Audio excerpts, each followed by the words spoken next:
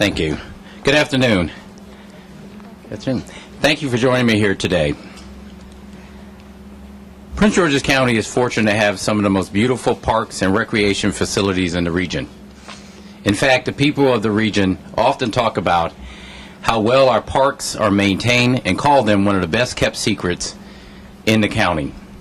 There are numerous examples around the county of how our investment in parks and recreation have yielded great programs, facilities, and parks.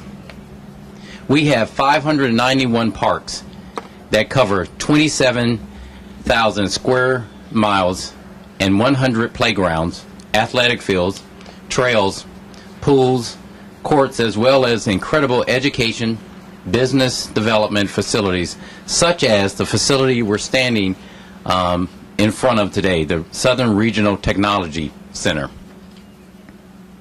This is why the Maryland National Capital Park and Planning Commission is an unprecedented 5-time National Gold Medal Award winner for excellence in park recreation management, and we are considered the best of the best in the country. This and numerous other honors park and planning commissions have received show that when you invest in the things you care about, the result is excellence. Since 1978, the County Council has raised taxes for parks and recreation 13 times. In fact, the tax rate has increased over nearly 100% since 1978. That is an investment. And you see what our investment can yield. Look at this facility and the many others around the county. They are great. And that is because we have invested in them. But I didn't gather you here today to talk about the greatness of our parks and our recreation programs and facilities. I called you here today to talk about the tax increase that the County Council imposed on the residents of Prince George's County.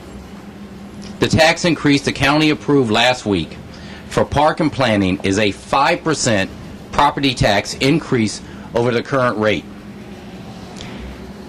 I have to tell you that I am appalled by the council's decision to increase the property tax rate by 5% on the citizens of Prince George's County, an increase that was never discussed during any of the public meetings we've had over the last 2 months. I'm appalled that the council members who ran on improving education would quietly divert additional tax dollars away from our schools. Let me lay it out for you. The County Council raised your property taxes by 5.5 cents, of which 1.5 cents of that increase goes to park and planning. Not what should be our top priority, and that is our education system. Don't get me wrong. I'm not against great parks and recreation facilities, museums, and community centers, and the incredible staff that have made us the best of the best.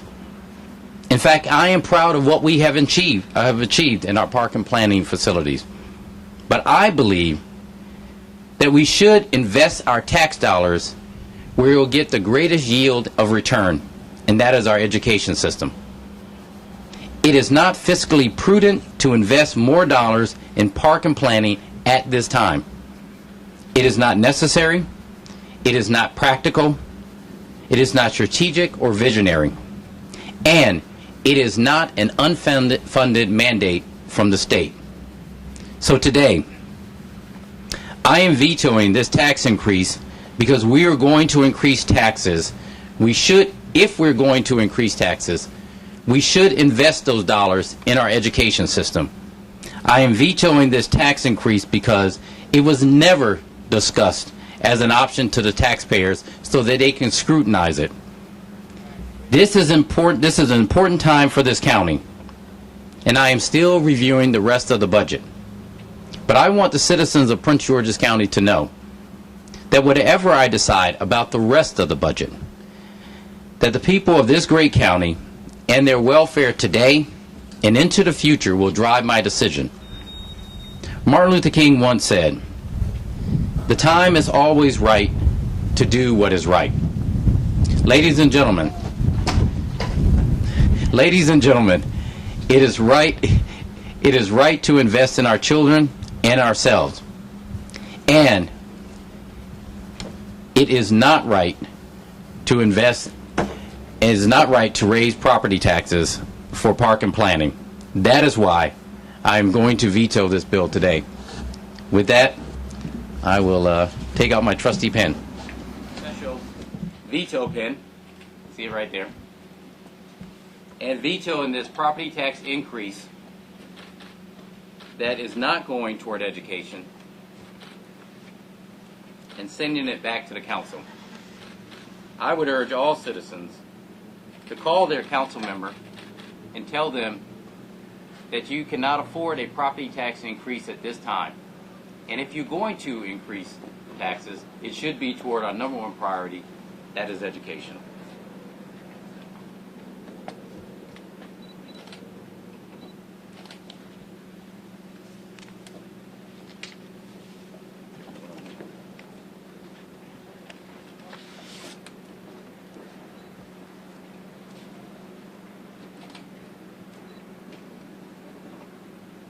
I just hope they can read my writing.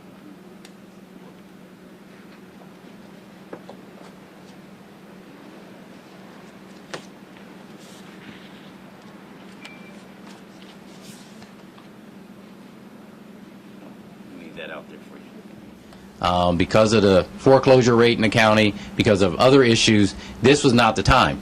So then to turn around and to raise it for park and planning, which did not ask for the tax increase. They did not ask them for that. In fact, when I talked to the chair of Park and Planning and talked to her about holding off because of the fiscal nature of where we are in Prince George's County, she agreed they could hold off on that. And so for those reasons, I am saying to the citizens, call your council members and tell them you can't afford this tax increase. Mr. Baker, what's the future of your strategic education plan at this point? Regardless of the veto, we're not getting to the number here. What are some of your thoughts about what's next? Well, that's what we're reviewing now. We're reviewing what the council has sent us in terms of the overall budget. We know there was a 4% property tax increase for education. That's nowhere near what we need in order to move our system, our education system, to the top 10. As I've said from the very beginning, it was never about taxes.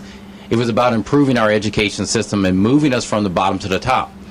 If the resources the council has allocated will not move us forward, then I think citizens should take a serious look at that. And I have to, on their behalf, say, well, what is the use of doing this if it's not going to improve our education system? By that I mean the property tax increase that they put in the rest of the budget. So we'll look at that, and hopefully in a short period of time we'll be able to come out with a decision. Yes, ma'am. With the 4% increase, it cannot be used towards special programs. How will this impact the Latino community in your town? It greatly impacts the Latino community and all communities in Prince George's County, because one of the areas we were putting those additional money, remember, for the programs, were in some of our early childhood learning, so all-day pre-K, our digital learning, which many of our students, especially in our Latino community, don't have the technology at home. This would help put everyone on the same level. And in many of our struggling schools are in areas where we have high Latino population. So for us, it was especially important to have the resources. And the other thing I should say is that we found, when I've gone around the county and visited schools, where we've had the parent liaisons in the school, especially in the Latino communities, especially in the New American communities, it has helped improve student achievement. That's been taken out by the council. The money that they put in, the 4%, can only be used, and they said it, can only be used for the pension that the state has given to us. That does not improve education. That's what the council said, and that's contrary to what I've asked them about. One more? Two more. Right here? Right back.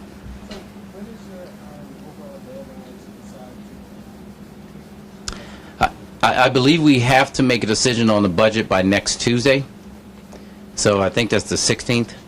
So by the 16th, I have to make a decision on what we're going to do on the budget, and so we will do that. Well, we have to look at the budget and make a decision, and whatever we decide, we'll tell you the consequences of what happened. Yes, ma'am. Baker, are you saying that you had no inclination that this is going to go in? No, I made it very clear to the leadership of the county council and to council members that I could not support a tax increase in park and planning or WSSC, or for that matter, anything during these fiscal times in the county, unless it was toward an investment in education. And the only reason I support an increase in investment in education is that will yield dividends for us in the future. It will help our property taxes to rise, our values of our homes to rise up. It will help us attract jobs. So I think every cent that we have should be geared toward our education system, which is why when I sent the budget down to the county council, we actually sent a budget down there that had a 5% cut across the board in all of our agencies. It is why we asked for a 5 days furlough. It is why we asked that 110 employees be laid off, because we want to live within our means. So taking money and putting it toward a park and planning commission where they did not ask for it, first of all. They do not need it at this time. This great facility you see behind me will still be here tomorrow. It will be here next week. People will be allowed to come here. And we have similar facilities like this throughout the county. What we don't have like this are great schools that are like this way. Go to High Point High School. They would love to have a school as great as this building is right here. With that. Your relationship with the council, how would you characterize the current relationship with the council? It's been a long time since we've had a veto. I'm not sure what the dates are. Yeah, I have to look that up. I'm not sure when the last time they did it. I don't think I've done one in my administration before, have I? No, I've not vetoed anything in my administration, so this is the first one. Talk about the relationship. I mean, relation with the council is we disagree on what the priorities of the county are and where we need to make improvements.